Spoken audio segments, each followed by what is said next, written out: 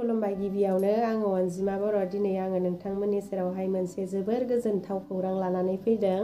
बे गोजोनथाव खौराङानो जाहैबाय फैबाय थानाय 12 डिसेम्बरावहाय माजबाट राजुहुवा दुर्गा फुजा अडिट'रियाम हलावहाय उदालगुरि जिल्ला आर्टिस्ट एस'सिएशननि एनुवेल गेट टुगेदार काम आर्टिस्ट मिट प्रग्राम जानो थांगासिनो दङ, जेरावहाय आर्टिस्टफोरनि लोगो हमलायनाय थांनाय बोसोरावबो जादोंमोन, ओमफ्राय नै देग्लाय बोसोरावबो जागोन।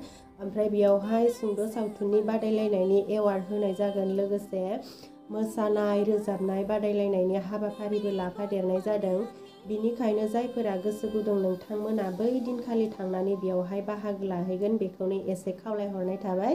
लोगोसे आंबो बेयावहाय बाहागो लाहैगोन। ओमफ्रायो बै दिनखालि बे जोंनि उदालगुरि जिल्लानिनो सिङाव थानाय महरगिरि नोंथांमोनखौबो ज' लोगो मोनलायगोन, बेखौनो आसा खालामबाय। दिनैनि गोजोनथाव खौराङा बेखिनियानो, एसेनोसै।